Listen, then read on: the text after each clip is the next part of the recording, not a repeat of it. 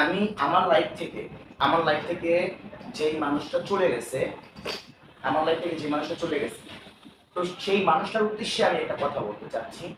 যদি কোনো ব্যক্তি বলছে যে আপনি কান নিয়ে গেছে চিলে, আপনি ওই চিলের পিছে দৌড়াইতেছেন, চিলের পিছে পিছে দৌড়াইতেছেন, চলতেছেন, অনেক দূর চলে গেছেন, তারপরেও আপনি বুঝতে পারলেন না আপনার কান আপনার সাথে আছে কিনা। যদি এরকম কোনো কথা কোনো ব্যক্তি বলে থাকে আপনাকে যে আপনার কান নিয়ে গেছে চিলেতে, আপনি চিলের পিছে চলতে আছেন আর উঠতে আছেন কিন্তু সাড়া পাচ্ছেন না, তো আমি সেই জন্য একটা কথা বলবো যে আগে নিজের কানে হাত দিয়ে দেখবেন। এটার মানে হলো মানুষের পরামর্শ বা মানুষের কান কথা এইগুলো শুনি না। যদি কারোর জন্য কারোর কোনো ব্যক্তি প্রতি আপনি কঠোর ব্যবস্থা নেন বা তাকে অনেক কষ্ট দেন, এটা আপনি সম্পূর্ণ ভুল করবেন বা ভুলে আছেন আপনি।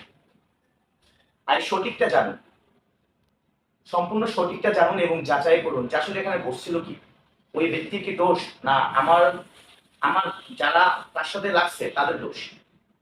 এইগুলো যাচাই বাছাই করার পরে একটা মানুষকে আপনি যেরকম শাস্তি দেবেন সেরকম শাস্তি সে মাথা পেতে নেবে। কিন্তু বিনা কারণে যদি কোনো মানুষের প্রতি কোনো অভিযোগ থাকে তাহলে সে কখনোই সেটা মানতে পারবে না।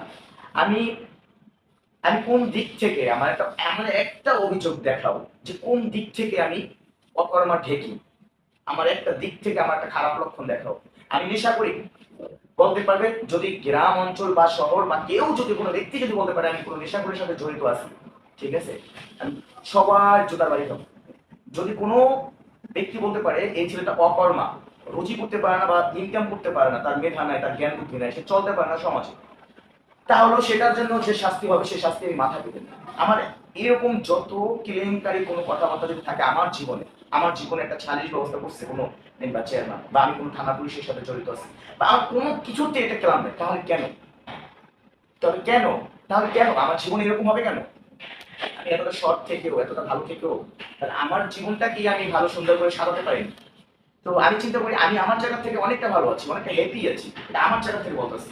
কিন্তু আমার চেয়ে যারা অনেক অসহায় যারা আছেন, চলাফেরা ভালো করি, পোশাক আশাক মোটামুটি ভালো করি, যা এমনি চলি ভালো চলি, তারা আমার চেয়ে যারা নিচু পর্যায়ে আছে, যারা আমার চেয়ে নিচু পর্যায়ে কাজ করে, তার কষ্টে আছে সেটা বইলে শেষ করা যাবে না। তো ভাষায় কখনো এগুলো প্রকাশ করা যায় না।